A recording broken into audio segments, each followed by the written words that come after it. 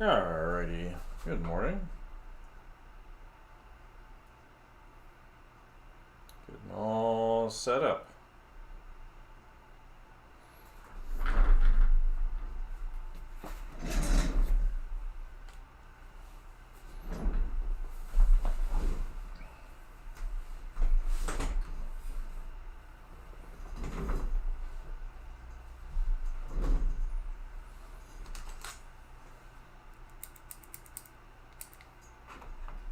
Alright, get the pencil sharpened.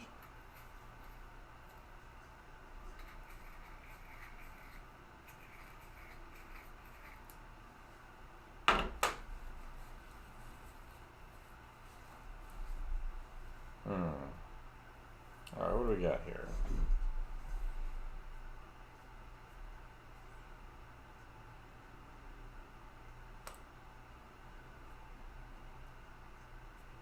We got some yelling faces, looks like,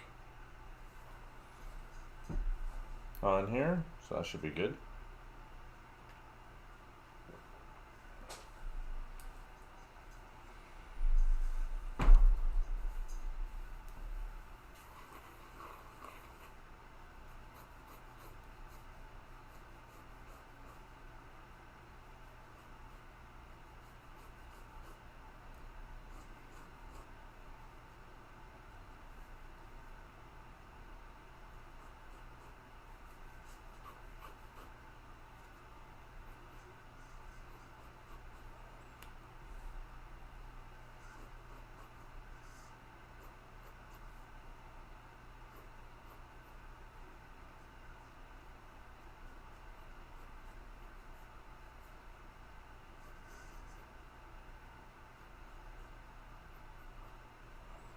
Good morning.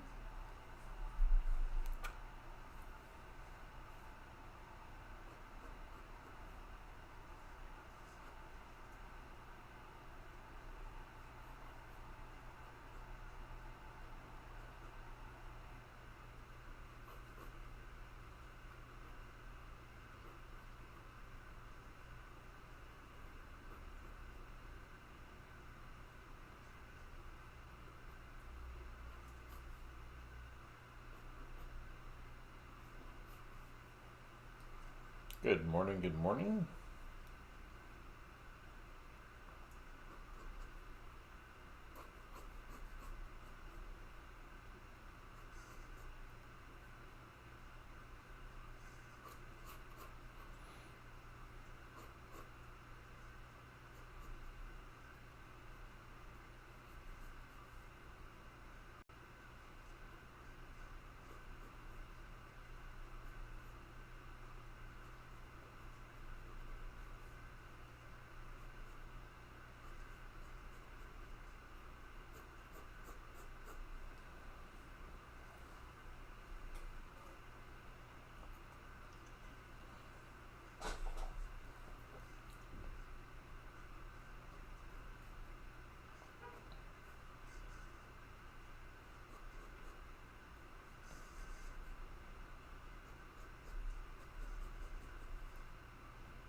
Let's see, echoes here.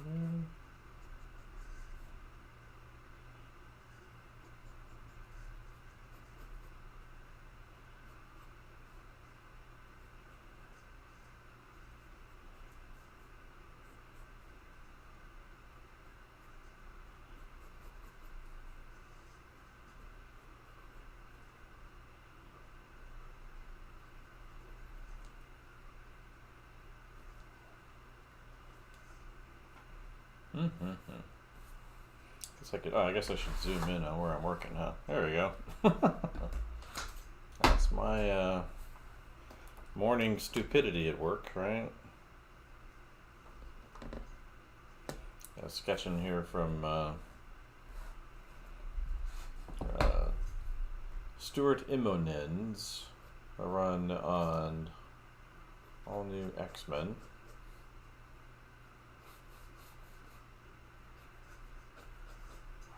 I wasn't even zoomed in at all, so that's kind of silly or stupid.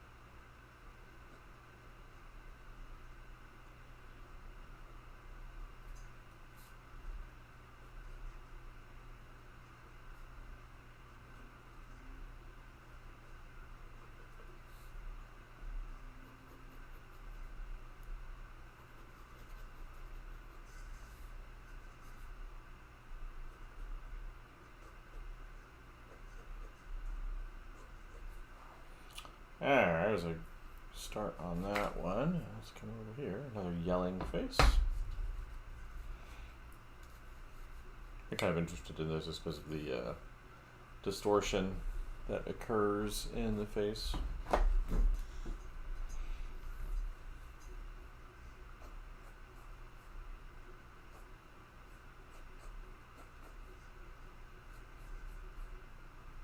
to include her arm in here too.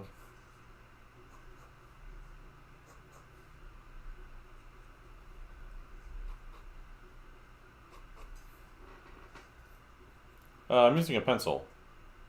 So it's 2mm orange lead from Stadler. So that's what I'm using up here. So it's just orange colored.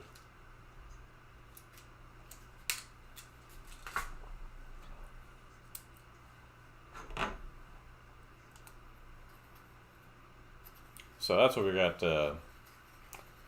in the lead holder here. So yeah, it's just an orange color pencil. Just gotta move that over now.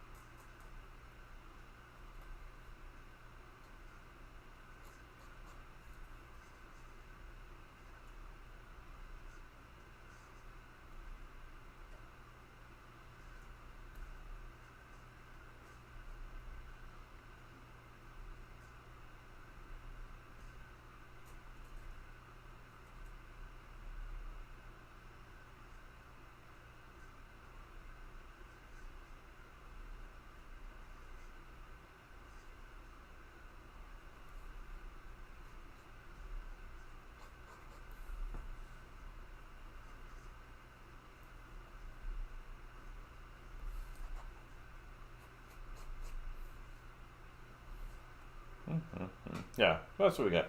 It's I like this color on the brown paper, especially. I think it looks really good on it.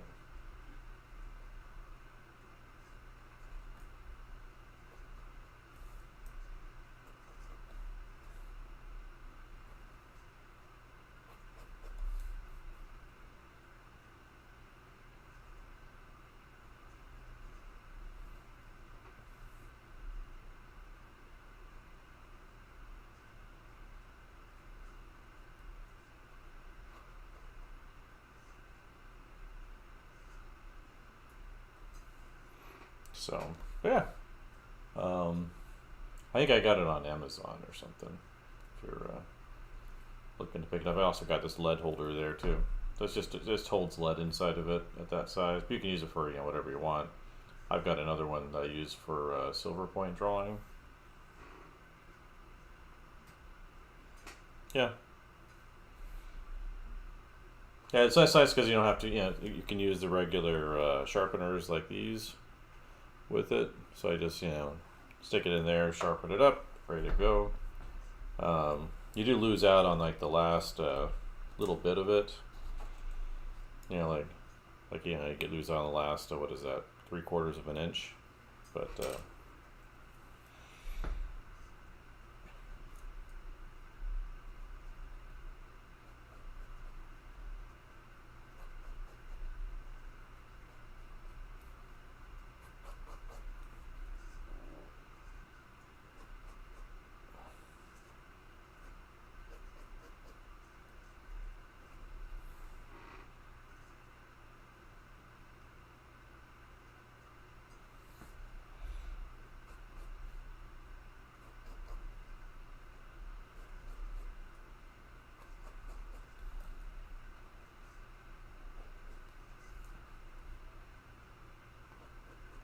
Yeah, then we're copying Stuart Immonen here. You can see his name up here from the other ones I've done.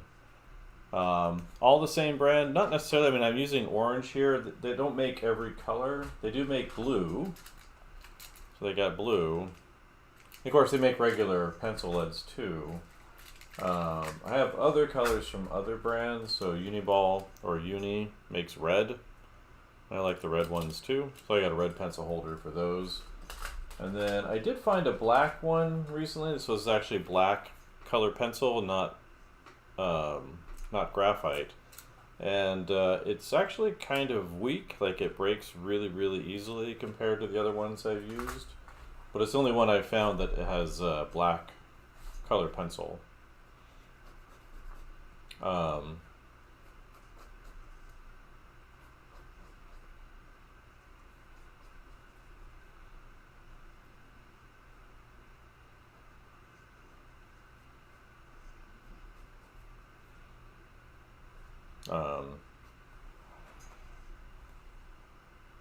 And the pencil itself, well, this is just a, I think I got this on Amazon. It's just a 2mm lead holder.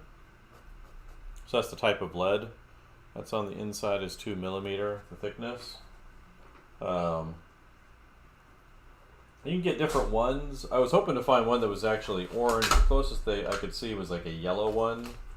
Because I've got, does anybody else want to fall off in here?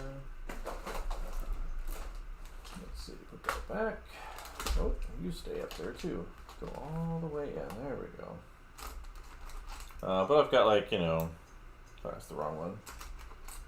Here's a red one. So it's got the red lead on the inside. I like to combine this one with the blue. So this is like a regular Staedtler one. You can get these, most art supply shops. This 2mm lead holder, and it holds blue, so I put a little blue cap on it just as a reminder. Yeah, so I just went with the wooden one for this one just because, it's closest to orange, I guess, My undiagnosed OCD for matching up colors, I guess.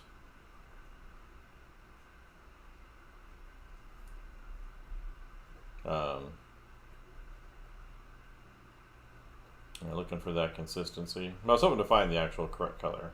All the other ones I've gotten, I've got a blue one, I've got black one, red one, etc.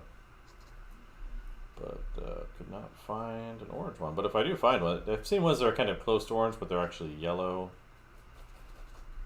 Alright, what else have we got on this page I can throw on here?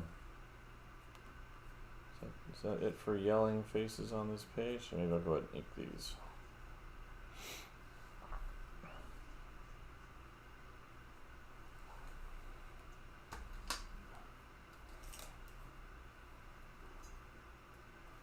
Yeah, so that's where it comes from. I just got it on Amazon. You look up this 2mm lead holder, and there's a bunch of different options that'll pop up.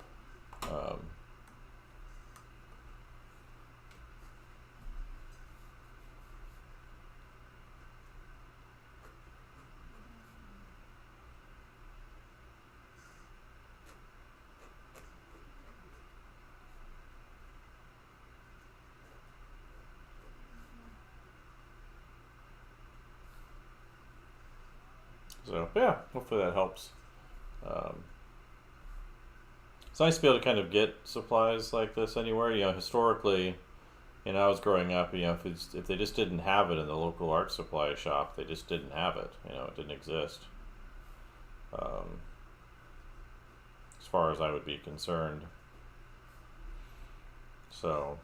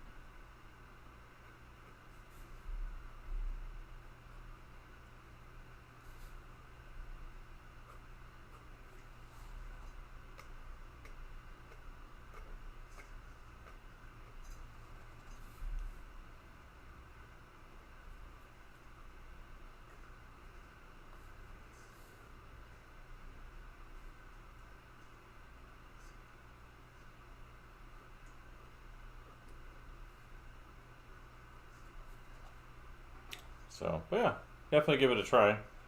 You know, I buy lots of art supplies all the time, and some of them I like, some of them I end up not liking. But it's always kind of worth the experiment, I think.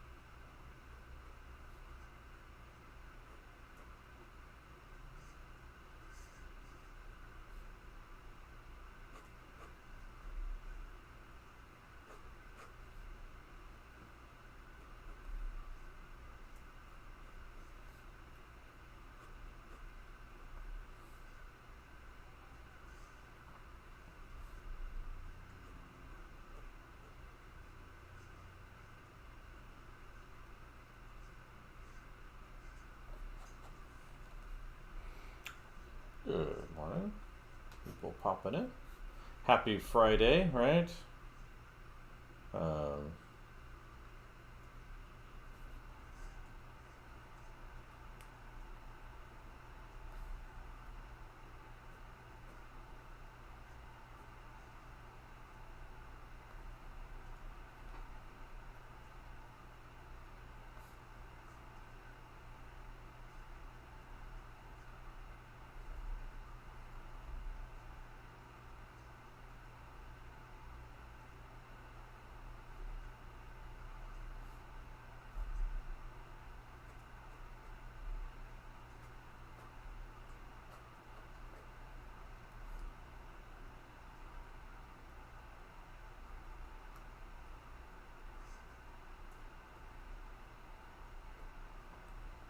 Good morning.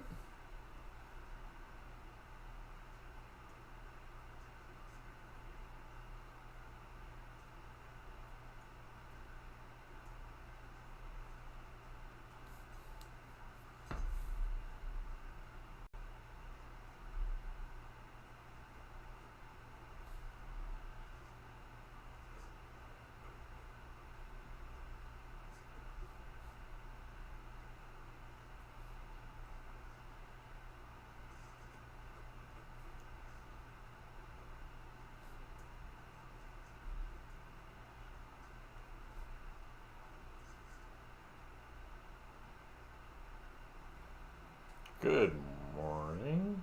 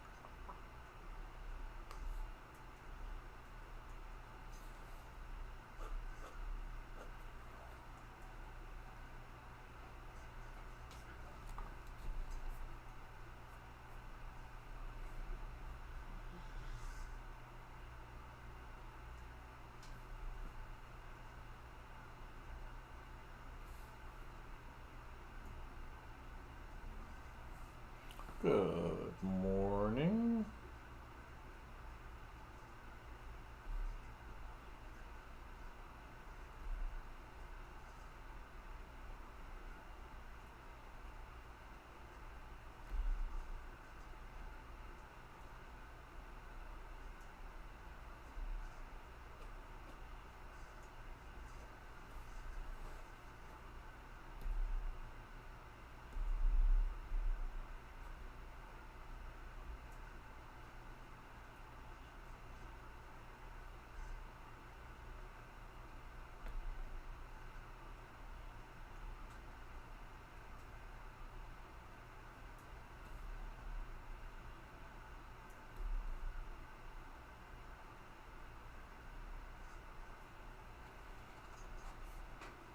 Mm-hmm. Mm-hmm.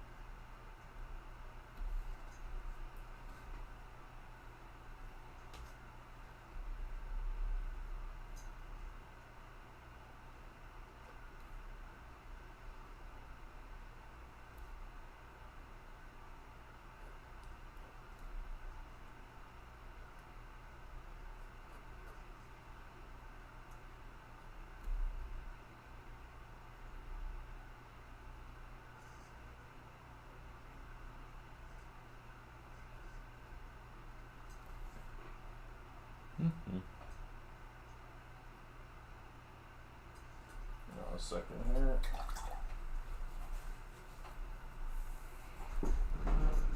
Who we got? A spammer.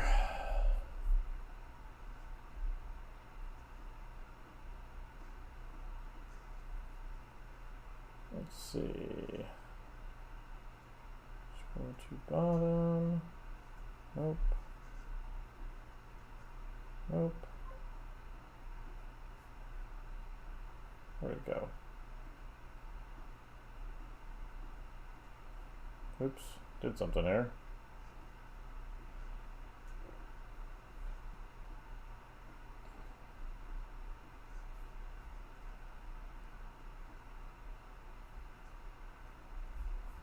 Oh well.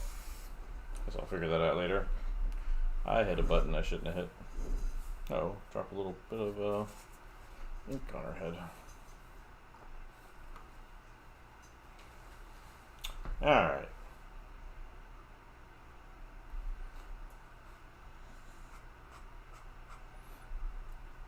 I do wonder if those, I do wonder how effective these bots are. They'll send it like, hey, get these fake followers for your account.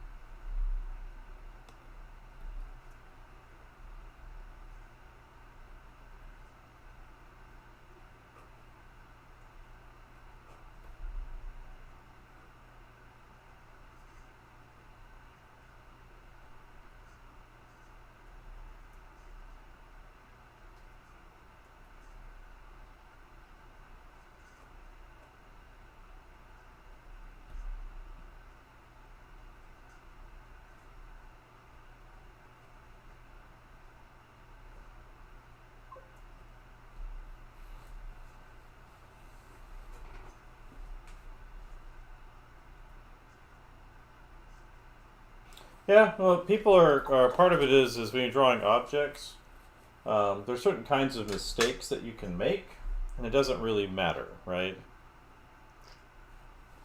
If you're drawing a car and you make the headlights a little bit too big, it's not really, that big of a deal. Like, it doesn't really matter too much. But if you make, on a human, if you make one eye too, larger than the other, people will notice that, and so will you.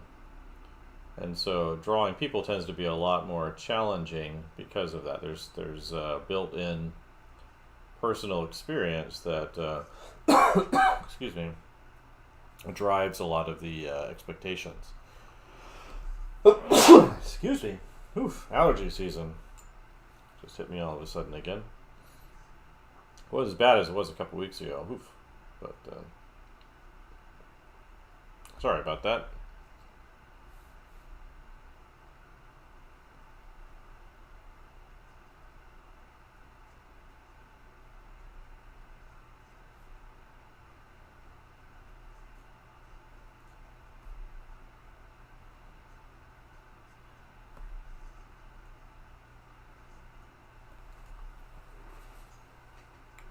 Yeah, but again, it's again, a lot of it has to do with the expectations that we have. So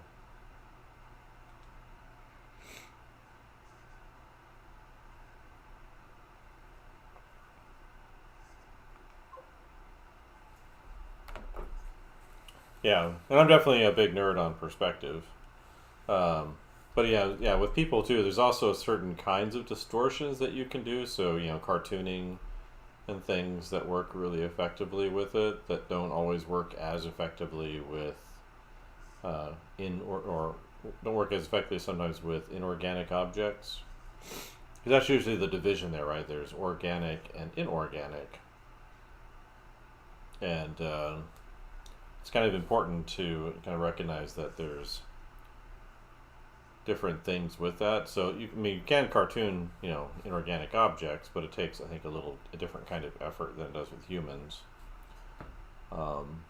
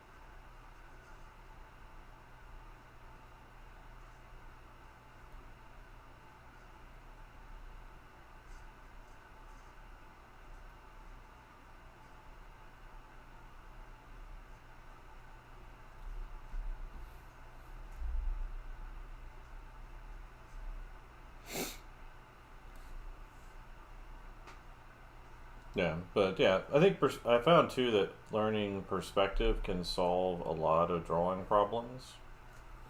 And I've taught it for a while. I have my online courses as well for that, but I've taught it in to students in class.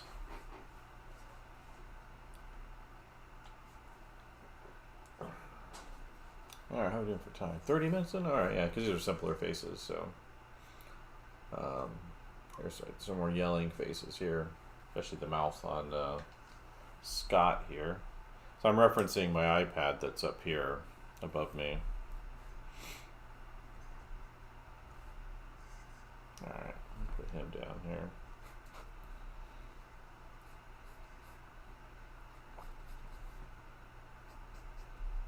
All right, his face kind of disappears into his goggles anyway, so we'll just leave that up there.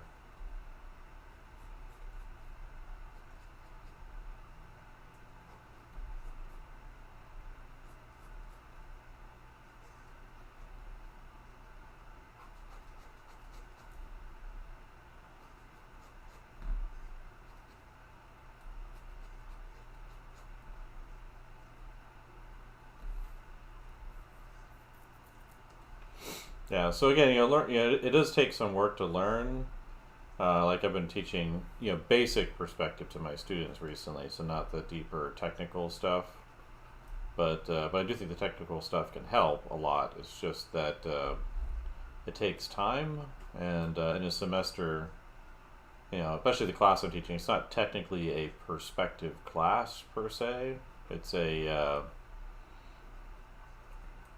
um, it's really a concept drawing class. So it's kind of a introduction to concept design approaches and structure, and so we do kind of a variety of things in there. But if you were just focused on drawing mechanical things and drawing them in perspective, we could do that too. But there's just a lot of directions we could take things, and it's always a juggle of what's going to be most valuable with the limited time that we have. But yeah, and I had to learn perspective mostly on my own. So when I was in school, the only thing that we covered as far as perspective went was, here's a vanishing point, sit down in the hall, draw to the vanishing point. So, okay. And that's, there's a certain amount of benefit from that, but there's not a lot of depth to that. And unlike actual perspective, that does take some other things to make it work. But I think even if it's like something you don't always do, learning the actual perspective can help give you a better understanding of what's happening in front of you. Because it shows you how everything kind of fits together and how your eye really sees. It orients yourself to a scene like you would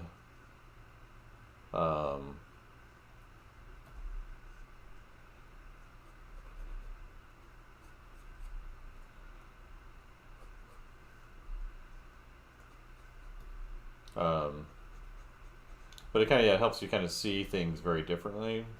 So one of there's a couple of things that are going on with our perception that are important. So there's construction drawing and perceptual drawing. And perceptual drawing is kind of drawing what you see. So like I'm drawing the face up here that's on my screen as a copy, but as part of that I don't want to just draw the interlocking shapes, and that's really what perceptual drawing is about. And that's going to be really, really helpful as a technique, but it has a limited amount of understanding. But that's how your eye sees. It sees interlocking shapes. But a person who hasn't been really trained in drawing, they don't even see that most of the time. They see the names of things pasted on them because we're very verbal creatures, and so it takes a certain kind of training to kind of break that those assumptions about the world down, and that's where the perceptual training comes in really handy, because it helps you see, oh, this is how shapes and objects appear in front of my eyes, and if I kind of reproduce them in this way, then it will make things look more accurate. And so perceptual drawing is really, really important. You see a lot of people do that with like the sight size thing, which I think can be a good introduction to that. I don't find sight size to be too practical most of the time. I get why people like it. It's very kind of logical, and it's a good way of kind of getting a specific result. If you're not familiar with that, it's just a technique where people draw things the exact size that they see them. And so it's a way of kind of being able to more easily measure what's in front of you and replicate it. I've done a little bit of it, kind of on my own, but nothing too extensive. When I was much younger, it was really helpful, but I don't think it's the fix that all people think. People that really into it really think it is.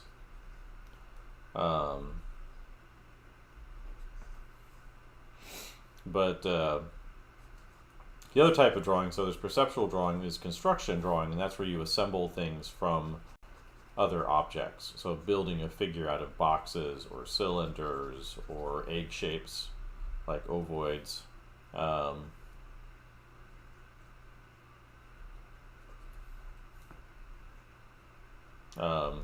Is a whole other thing too.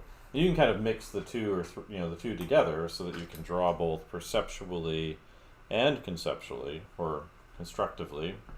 And that's how I've taught figure drawing. In fact, I have a figure drawing course I need to put together for my teaching site that I need to put up, but I've put together a little handout, a little guide that I need to make available. I'm pretty happy with where it's at, so I think I'm going to put it out there. But it would help if I had like an actual figure drawing on the site for to go along with it.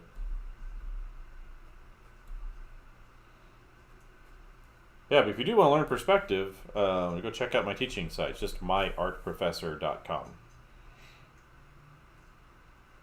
And it has like step-by-step stuff and applied projects. And it's basically I took the course I was teaching at Ringling and for their freshmen, and put it all together up there.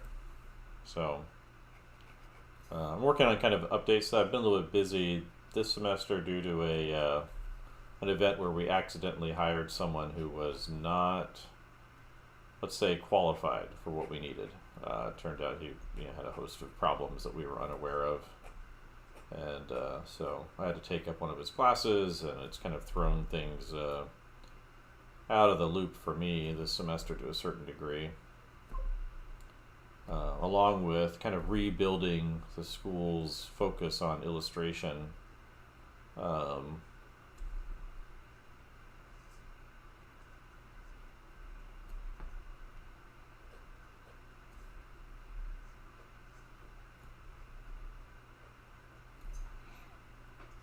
Yeah, it's just myartprofessor.com. There is some free stuff there, so there should be like a little pop-up that comes up, and it'll put you on a mailing list. It's an old kind of email sequence I have. It's kind of actually a little bit video intro into like construction drawing, so it might be interesting for you to do. It sends it like every couple of days, but it'll get you a code that will get you access to some free stuff on the site. I'm planning on like reworking that, but because it's just me, so I get busy and things don't happen as quickly as I would like. But let's see, someone on Twitch. Hello, what you drawing? I'm sketching from Stuart Immonen's All New X-Men. So this is kind of my morning practice. I like to get up and warm up with something, and so I usually have some kind of study project I have. And so I thought I'd fill up a page with expressions, or maybe a couple pages, we'll see, with his drawings. Someone was asking over on Twitch what we're working on. And so I like to look at, one of the things with copy work that makes it so beneficial is kind of looking at things that you respect and then reproducing them as a study. This isn't my portfolio work, just study project. You kind of bring some of that to yourself. So like, I think that's an important part of the artistic discovery process, is to kind of pay attention to the things that you like, that you respond to. And those things will change over time, but it's like a lot of my students, they're really into, and understandably, I understand why they are, into the style of filmmaking that we're seeing with Arcane and Into the Spider-Verse, or the Spider-Verse films. And it's definitely worth paying attention to. But if I were just to say, hey, that stuff is, silly or whatever, that's not as helpful as saying, hey, why is it good? Why do you respond to it? How is, there's a lot of things in there to like. I like both of the Spider-Verse movies. I like the visuals of both Arcane seasons. I don't like the second Arcane season story-wise. I think it doesn't make a lot of sense. I think, in terms of like a daily practice, it's helpful if you haven't done it, just like filling up pages with boxes would be, if you haven't done much, that would be like a really good place to start. Rotating boxes, different angles. If you look at like Kim Jung-gi, when he was teaching perspective stuff, he would draw a box and then put the figure inside the box. And so like quite literally, learning to think inside the box. And so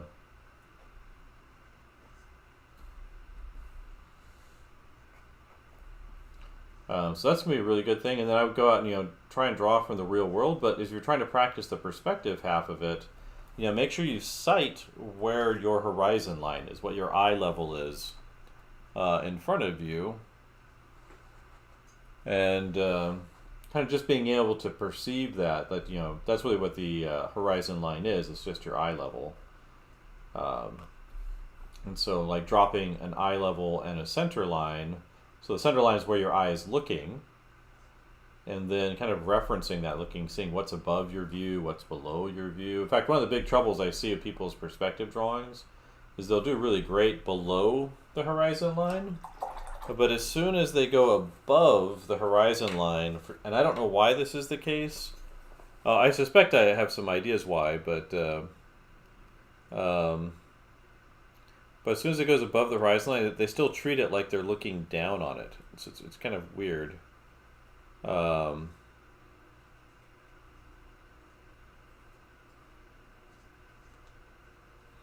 and so that can be really helpful. It's just like if you're out sketching cars, right? There's that Paul Houston fellow. He goes out and sketches, cars from his car, kind of thing, among other things. But that's like a big part of what he does. And but he, but being able to kind of look at things, and say, oh, this is where I am looking. What am I looking at? Again, because a lot of what, getting into perspective is kind of getting into the mind of your eye, how it actually sees, and also kind of seeing how the camera sees, or how your viewer experiences what you've put down. A cinematic approach to perspective.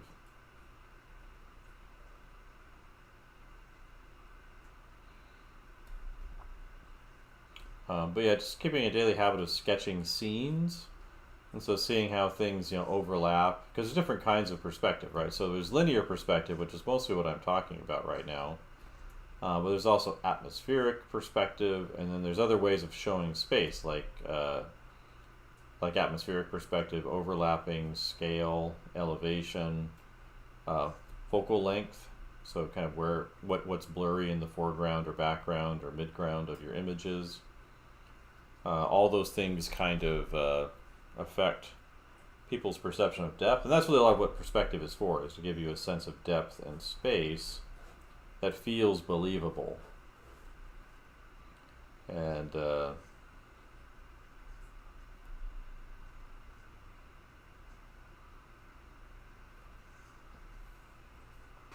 that's where that's kind of what it's for, is kind of getting in your viewer's mind's eye in the camera and making choices about how you're laying out your scene and how you're referencing it for your viewer's experience. Because the more you can do that, the more impact your images can have on your viewer. You can make choices about your points of view and the experience that your viewer has, rather than just like hoping something shows up. You can actually purposely select for it.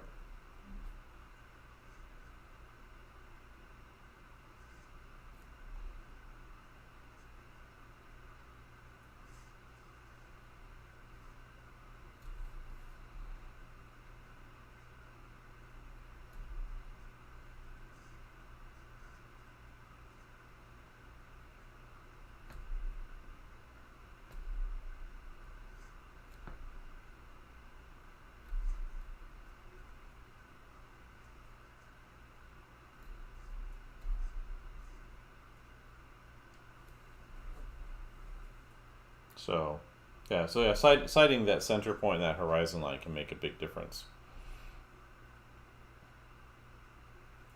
I would, as much as you can for perspective practice. Obviously working from photos has a place, but I would definitely try to focus on drawing from observation,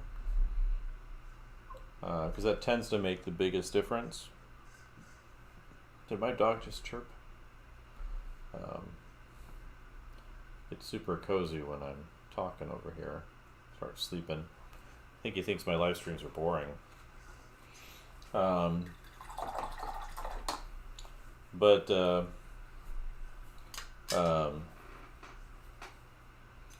So yeah, those are some things that can help. Again, just like really paying attention to the real world often makes a really big difference for people. And so I always kind of recommend that as like a top level option. I know obviously there's certain things that are hard to do without photo reference. Like you don't have access to certain kinds of cars, right, or locations, or wherever you are in the world, you may not have this or that thing, but there should be a lot of stuff around you. It's like I had a student getting ready for plain April, doing plein air sketches in April, and he's just collecting photo reference. I'm like, you've got you can just paint from the real world, Get a lot more from that than just like painting a bunch of, nice places online. and not that there's not a place for that, but he'll get a lot more from drawing things that are local to him, paying attention to the world around him. But a lot of times people don't appreciate the potential of where they're at, and so they tend to like go online because they're like, oh, the grass is greener over there. Really, if someone else had the opportunity to come here, they'd be excited by things that they're seeing here just because it's different than what they're used to. And so I think there's a lot to be said for kind of experiencing and identifying and focusing on like what's local to you so that you can have a deeper appreciation of what's possible there. It's like it's like never ask a New Yorker for directions because they never leave their hometown, their home area. That's kind of the joke.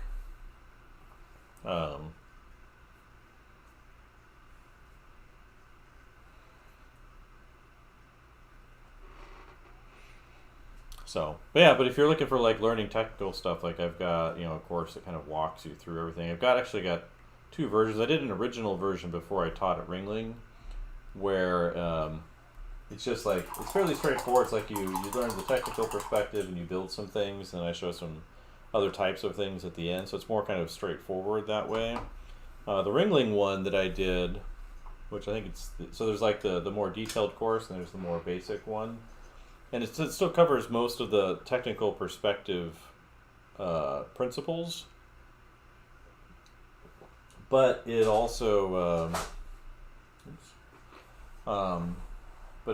helps with design issues. So they kind of do these different projects that lead to different design outcomes. Let's see, 25.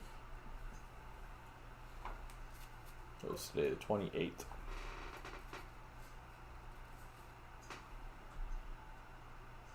Well, not really. So part of it is learning to see perspective. So like technically speaking, your eyes see a certain way. Let's see, Stuart Immonen. Your eye's always looking straight ahead, right? So is your camera. So it's not that you see one type of perspective. Your eye sees a certain way, but when we use things like 1-point perspective or 2-point perspective or 3-point perspective, it isn't actually how your eye sees. Like the closest one to how your eye sees is kind of a blend of multiple vanishing points for 5-point perspective, which is like a fisheye lens basically. And that's really how the eye sees. You just look at a very narrow part of that area. So where's a piece of paper?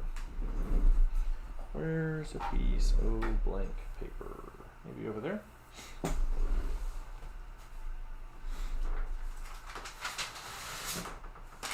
paper got wet at some point. But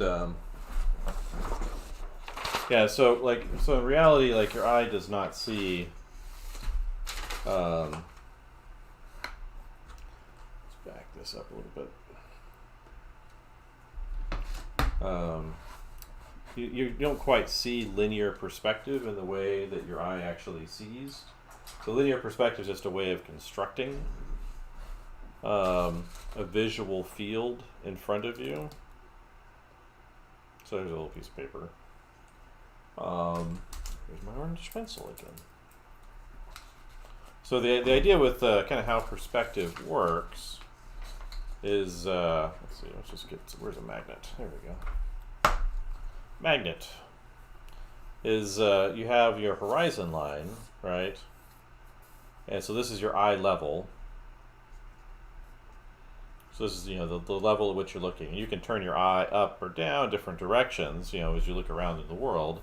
And this is your center line right here, or your line of sight, so where you're looking. And so this point right here in the middle is just how far things can get away from you into eternity. And in technical perspective, you do a layout where you basically set up your horizon line, your center line, and then you set up what's called a cone of vision, which is, you're basically the bottom point down here is it's called a station point. It's where your feet are, and you set up a 60-degree triangle from here that gets you a cone of vision, and this cone of vision is the limits of your field of view. So it's the which is really what the cone of vision is. So if you play video games like first-person shooters, a lot of times people will go in and they immediately change the field of view to be much wider. Because what happens is as you get to the edges of this circle, things start to get very distorted. So if you imagine you're changing it from a 60-degree view to like a 110-degree view, like you do in a video game, right? If you pay attention to like the right and left of the video game, so if you look over here and over here on the sides, or as opposed to right here in the middle, well, things on the sides get really stretched. So if you just like stop playing for a second and look at the sides of a game, you'll see things getting very, very stretched on the edges of that. And that's a lensing effect. And that's really how our eye sees, but most time when we're looking at things, we're really just looking at this smaller area right here, which is why usually the starting field of view is much smaller, because it's kind of based on human vision. And but in technical perspective, you set this up just because you know that if you stay inside of this cone of vision, you're going to get a lot less distortion. And as you go to the edges of it or go outside of it, things start to get a little stretchy. But what's interesting about this, and this is where the lens thing comes into play, and so to kind of answer your question about the limits of what you can see, when you're seeing different kinds of layouts, for one, you're technically speaking, you're always looking in the middle, right? If you're holding a camera, it always looks in the middle here. But what you can do as an illustrator or even as a photographer is you can crop this different ways. So I can do an image up here, and it crops out the horizon line. So the horizon line is actually outside of my picture, which you can do. Like people do it all the time. They have just at least interesting effects. Or you can have your image be over here, or really small down here, or over here, or all over the place. You can crop it different ways, but the viewer is always looking in the middle. So by cropping it off a different way like that, to a certain degree, if you're trying to maintain kind of a real feeling to an image, like as if a person is really there, these kinds really don't work for that as much. And though like the level of detail and the type of illustration it does can change that, but if you're trying to like replicate the human view of something, you're always looking in the middle. It's like you can take an average photograph and just like cut it in half, and you can say, oh, this is where I'm exactly looking in that photograph. But again, what's interesting about this cone of vision, though, is let's scoot that over to the side.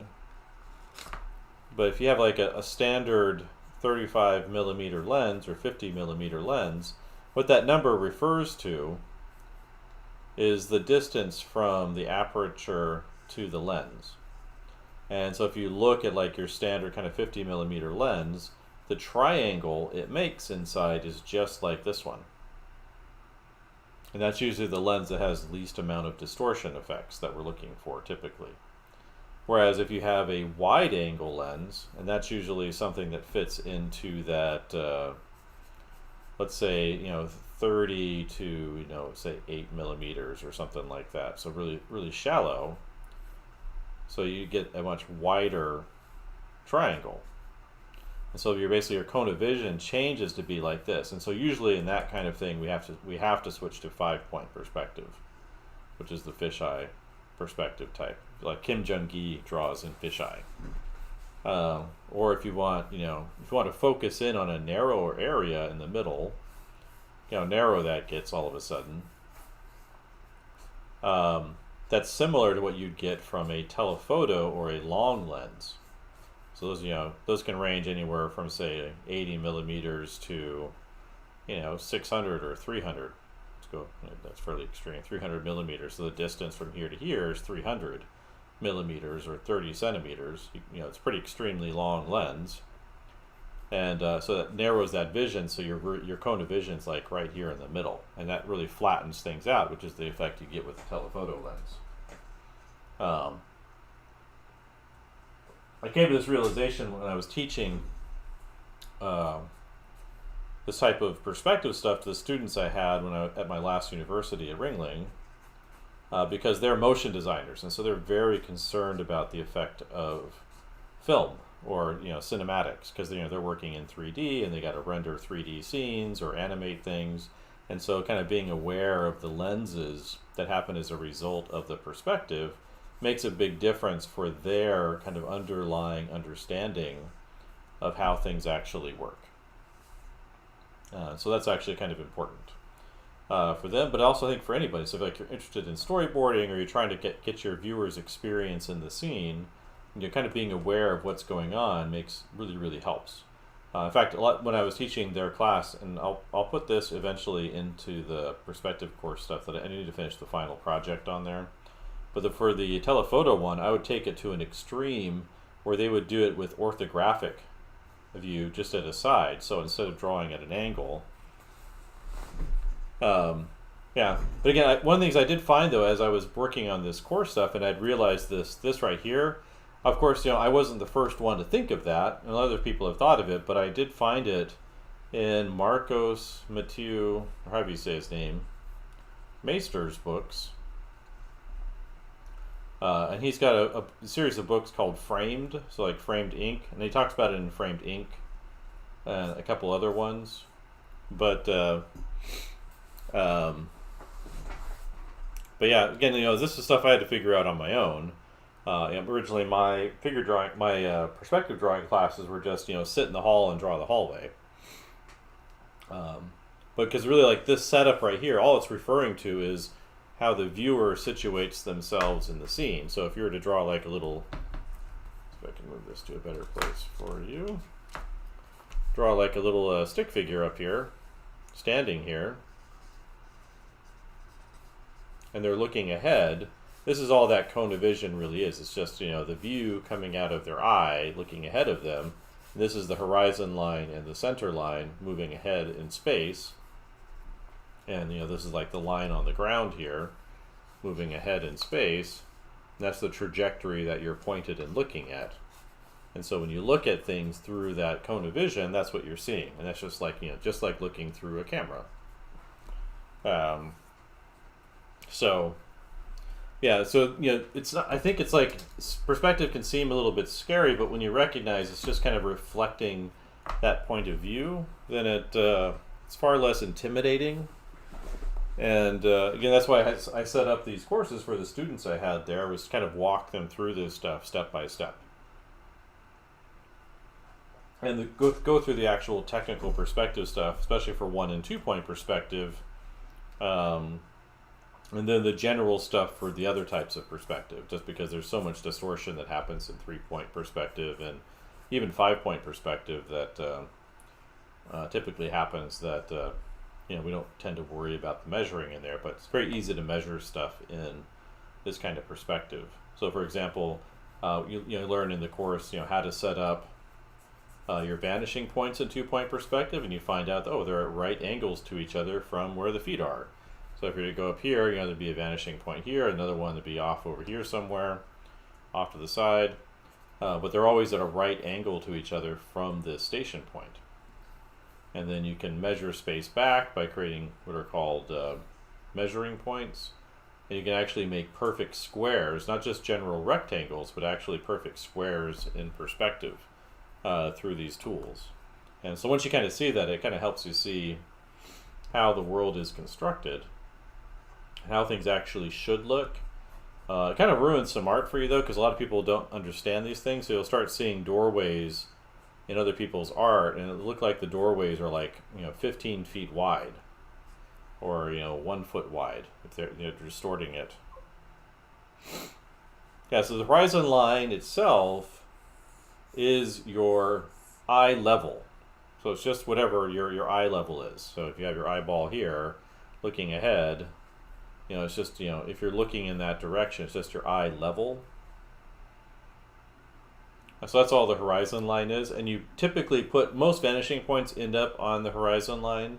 They can end up other places too. It has to do with the rotation. Vanishing points really have to do with the rotations of objects to you. So if something is leaning toward you, or at an angle to you, that's where the vanishing points come from. So if I'm looking over here, if I'm this is the top view, so top, looking down on something. Really all 1 point perspective is you're looking at a flat wall. So this is the flat wall. That's all that 1 point perspective is. Then these lines going back, these go to that one vanishing point in the middle. In 2 point perspective, you're looking at the angle of something. And that angle can rotate different ways. So this is like a 40, halfway rotation. But you could have a rotation like that. And that's what this is down here. And these rotations tell you where the vanishing points are. So you can have an infinite number of vanishing points on the horizon line depending on the rotations of objects to your point of view. And that's all that 2 point perspective is. 3 point perspective is when you kind of lean things forward. Do I have a box lying around, a box-shaped object lying around that I could reference? Up here, a lot of round bottles. Oh, here's a box. So there's like a little box of nibs, right? So 1 point perspective would be that, right, for your point of view. And then this would be 2 point perspective because you're looking at the angle of something. I'll put that up here for the other camera in case anyone's up there. So this would be 2 point perspective, just putting things at an angle. And then 3 point perspective would be looking this way. So being able to rotate it towards your camera, like this corner right here is now pointed towards your eye. And that would be a 3 point perspective shot. So you can kind of see that where the vanishing lines are receding this way. They're receding going down and they're receding going left and right. And so that's kind of the essentials of how the perspective works. And then fisheye, actually technically speaking, like the lens on the cameras here, they're all rounded, right? So if you were to look at the camera lenses on my phone or on my camera up above, they are rounded a little bit, and that's where you get the fisheye effect. But because the cameras tend to be looking, so if this is your lens, like really big right here, the cropping tends to be more narrow. And so there's less distortion kind of in the middle of that lens than if you take in the whole lens. So if I switch this view to be wider, those distortions kind of happen much wider. So you can see like the curvature on the iPad up here, or the curvature down here, or the curvature here becomes a lot more obvious because we're using more of that lens. Whereas, when I'm zoomed in, a lot of that curvature kind of disappears or gets flattened. And that's that telephoto effect.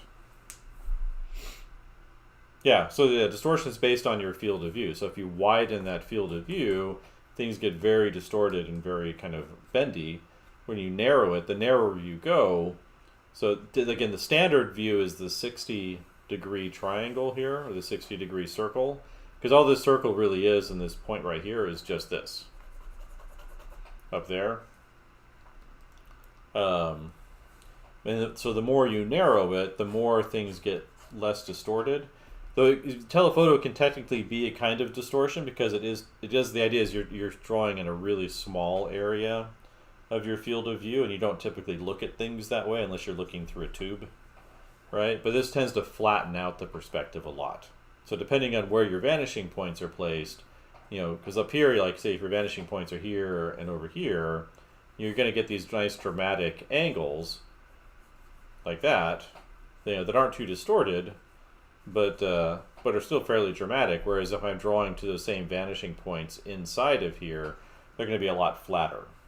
And that gets you that telephoto effect. So it feels like you're looking from a very great distance at something very far away from you. And that's how the perspective stuff really works. I think it's all very understandable. I think what happens is people start seeing this kind of diagram right here, and I'll mention 60 degrees and 90 degrees, and they just fall apart because those are numbers, and numbers sound like math. There's no actual math involved here. It's just, you got to just remember a couple of numbers. And actually, the hard part about perspective is not so much learning these things that I've just put right here. It's not mistaking something for something else and keeping track of who is what. And so you can have an infinite number of vanishing points on here, because if you imagine like you've got a market scene, right? So if you're drawing a market from above, you might have a booth that's angled this way, and you might have a booth that's angled this way, and you might have a statue angled a different direction. So you can have things rotated different angles to your point of view, and that's why you need multiple vanishing points, because this one will have ones that'll go like that, and this one will have ones that go like that, and this one will have ones that go like that. And so they all kind of rotate different directions, and as a result, you would need 6 vanishing points for these objects on your horizon line. And that's where it gets hard. It's just remembering who belongs to what. But again, that's just labeling things correctly. Yeah, but if you don't have reference for how things work, it's hard to ask the right question, right? But it does make sense. Like once you get into it, you're like, oh, and really what happens is you're doing like the same 5 to 8 things kind of over and over again, and it's really not that bad. It just looks scary. So I think there's a generation of teachers, or maybe 2, that they just kind of dropped it.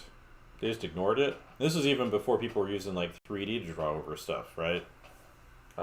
You can play with this lensing effect in Blender. So you can put some boxes on a field in front of you in Blender, and then go into the camera view and play with the camera millimeters on there, and you can watch this happen,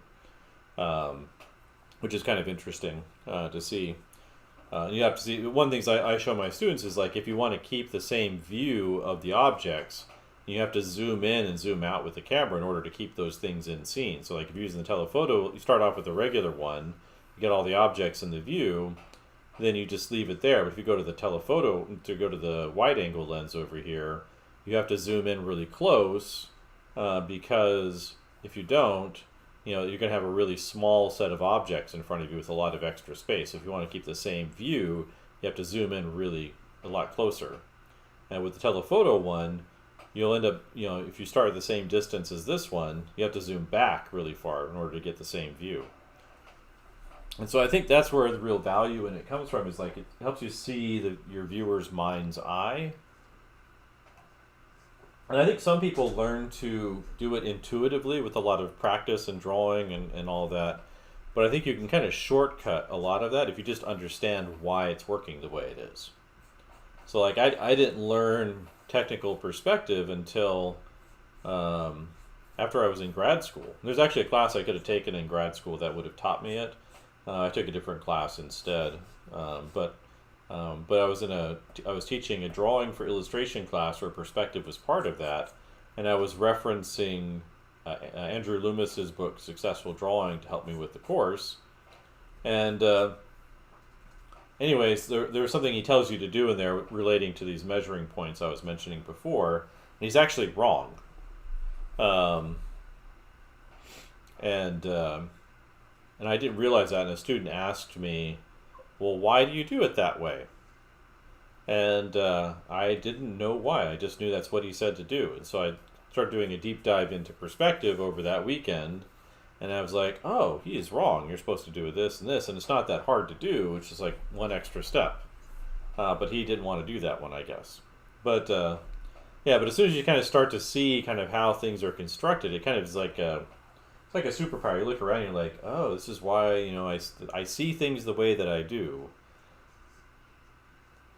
And I think, like I said, it being intuitive about it, I think people can get mostly accurate work, and accurate isn't always the objective of an artistic piece, right? So, I'm well aware of that, but I think, it can take a long time to develop that intuition through practice, like going outside and drawing the real world over and over and over again. And seeing those vanishing lines working practically around you, drawing a shop or whatever, and buildings and cars and other things, you can get that. But I think if you can see this in the world around you, that you're actually seeing through a lens, that your eye is a lens, and understand how these things relate to you, then I think it can make it a lot easier to do and be a lot faster to do, once you kind of understand it. But again, this isn't taught as much in schools. I have seen it kind of come back a little bit. Like there is an intensive perspective course at the school I'm at now. It's taught by a professor who retired a while back, but still teaches this one class, and or a couple classes. But he teaches this one in particular, and students really enjoy it because it's just like it's this very specific thing. And I've taught it before. Ringling has it a lot. I'm told that what's it called, Art Center in California, that they don't do it anymore, which is sad. And I wasn't taught at my school at all. So when I was going through my undergrad experience, it wasn't taught in my illustration program. But I wish it had been to a certain degree. I probably would have complained a little bit about it because it is hard. Like it's not. If you haven't done it before, it does feel a little tedious. But then you start to see things kind of fit together, and it becomes, I think, a lot more interesting for people. But again, this is the kind of stuff I kind of walk through the courses I have. There's one that's kind of an intro to perspective, and it's just like, here's a horizon line, and these are vanishing points. And you can draw things to vanishing points, and you can distort things with vanishing points. And then the second one is 1-point perspective, and I have you build called a Mobius Minecraft garden. So basically you learn to draw accurate cubes, so perfectly square cubes in perspective, and then you build kind of a garden out of those cubes and other forms, like cones and pyramids and wedges and other things, and then you map textures onto those surfaces. So it comes off very boxy, but it has a very kind of cool design look to it. I've got a lot of really cool student work. Students seem to like that one a lot too, just because it's kind of somewhat abstract, but you're also doing the technical perspective stuff. And then the third one is 2-point perspective, and what you do is you actually measure your room or a room in your house, and you reconstruct it precisely in perspective.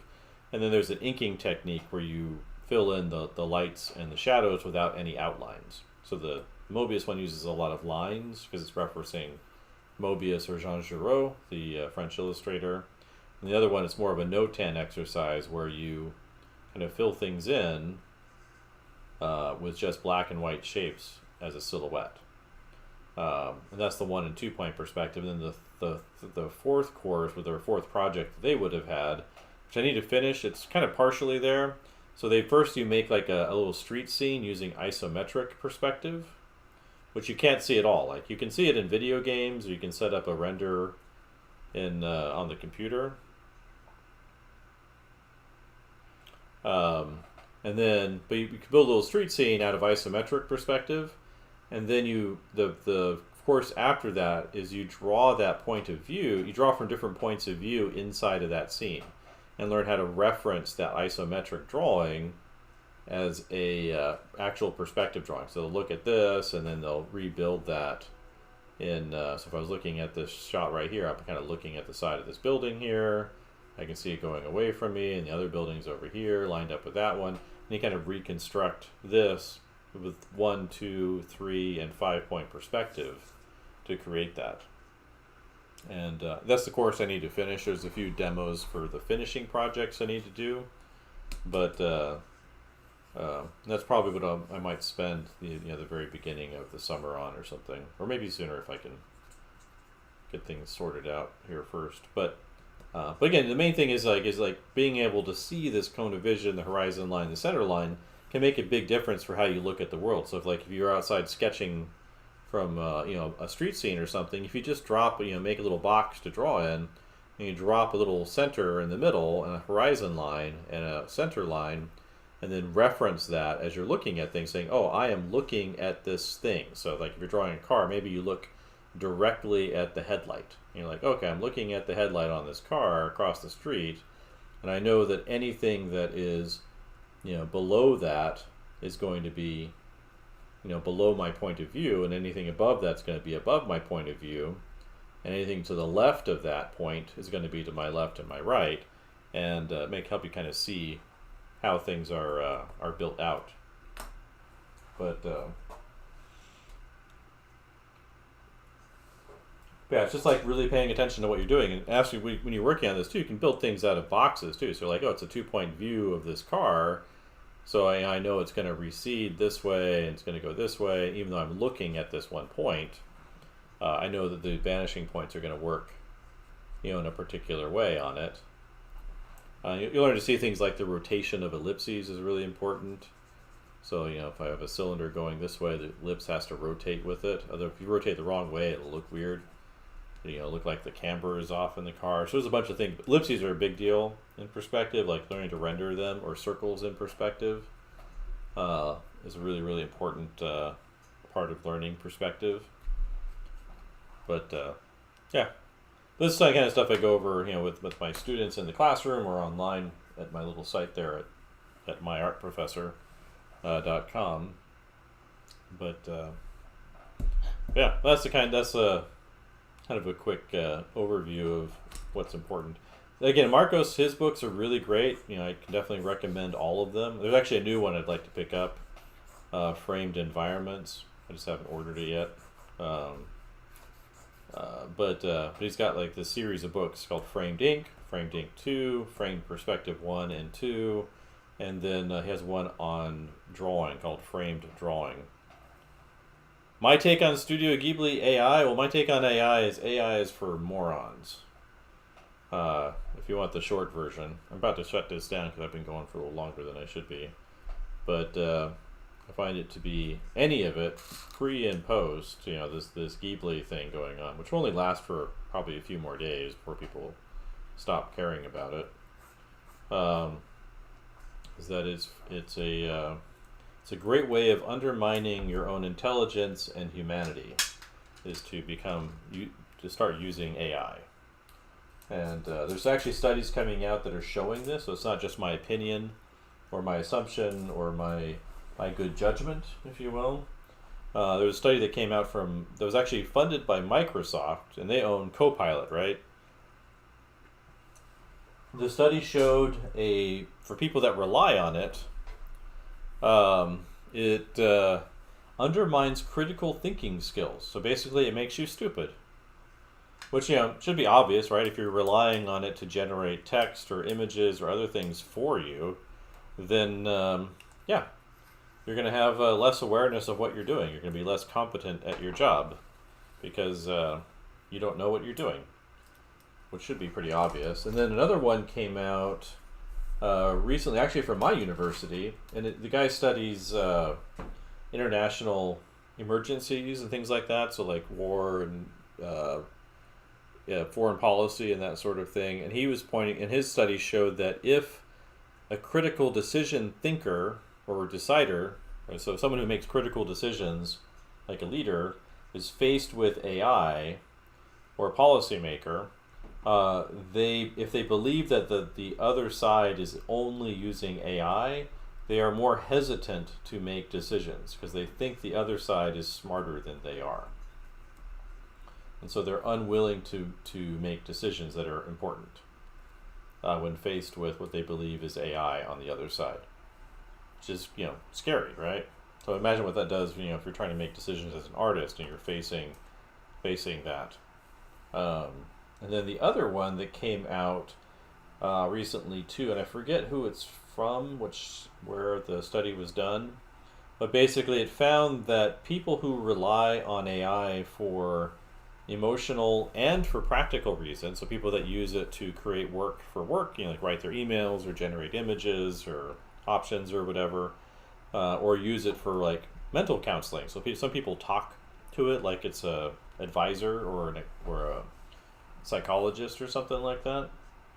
And they found that people that do that develop parasocial relationships that when updates are made to the system, so changes are made and it doesn't work the same as it did, they suffer extreme anxiety.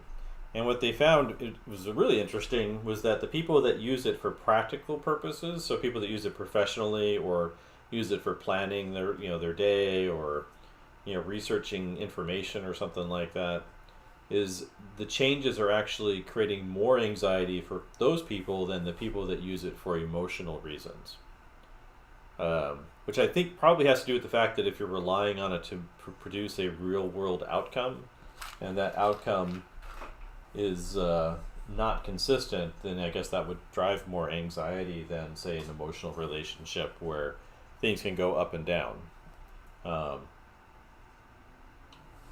But those are 3 studies that have come out in the last few weeks.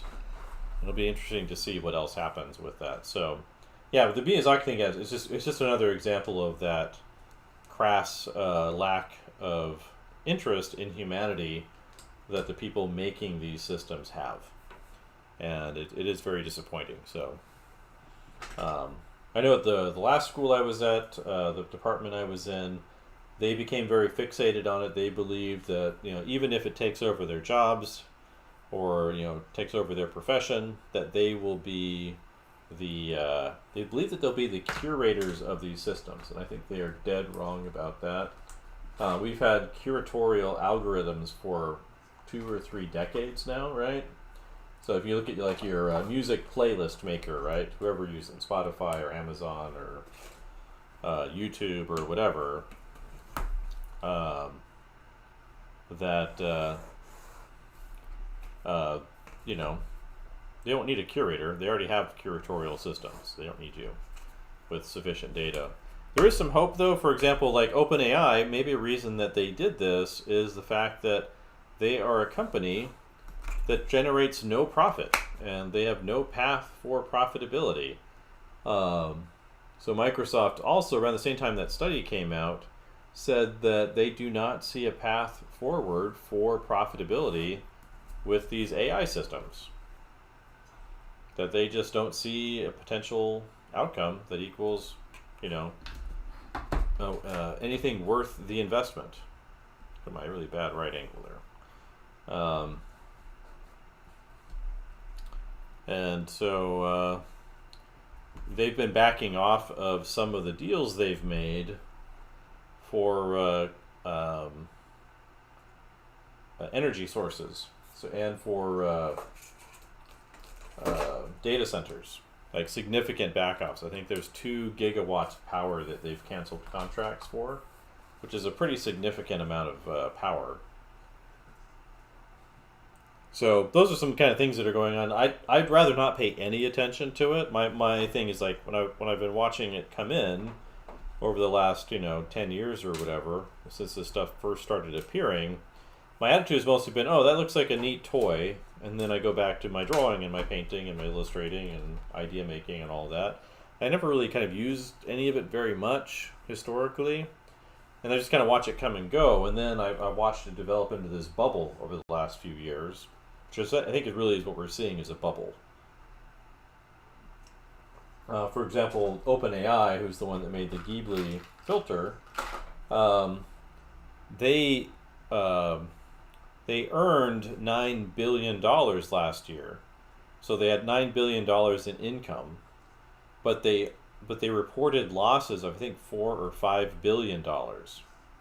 So basically, they're losing money, like, at significant rates that are unsustainable. And the only thing keeping them alive is venture capital. And so, like a company spending that kind of money, so only, say making $9 billion, but still losing $4.5 billion, like they're making no profit, negative $4 billion profit or whatever. And so that kind of points to the fact that it's unsustainable as it is. I think they're hoping, the goal is that it becomes cheaper to produce and they get more customers, but they're not really seeing the increase in the customer base. So there might be an increase in the user base, so the people using the free stuff, but that just costs them money. But they're not seeing an increase really that they would need to be profitable or sustainable in their actual paid customers. And so I think the Ghibli thing release was mostly just a promo. I don't think it's really core to anything that they're doing. They're just trying to get people excited about using it and become reliant on it, but they're still finding that nobody really wants to pay for it. So in certain ways, it's kind of maybe a good sign just because it's showing their desperation. So there's my vanishing points where they should be. But that's something to kind of keep in mind. So I find it offensive, and wish they would stop, but they don't appear to be doing so, and so we'll see. But that's my larger view. So I don't like it. I think it's terrible. It's the short version. I think people are being silly when they're using it, especially some of the things they're saying about it. And I think it's a net harm for those that use it. And a lot of, for a lot of it, it's kind of shown me among artists that I know who are artists and who are not. People who are interested in their creativity and those who are not. And, I don't like that it's shown me that to a certain degree, but I guess it's worth knowing. So unless I hear something very significant that would change my point of view on it, if there is some kind of major breakthrough that says, oh, this is why it's really good and this is how it benefits people, and it's very, very useful for so many things, but I just haven't really seen that. It seems like the productivity margins that people are getting are very minor, and there's always the problems of the fact that people are relying on it for real information. It just makes stuff up. So, but anyway, I need to put a pause on that so I can move on with my day of stuff I got to get done. Appreciate everybody that came in. Thanks for the conversation. And again, if you haven't checked it out, do check out my teaching site, myartprofessor.com. Learn some real perspective skills with some other things I think coming down the pipe as soon as I can make time for it.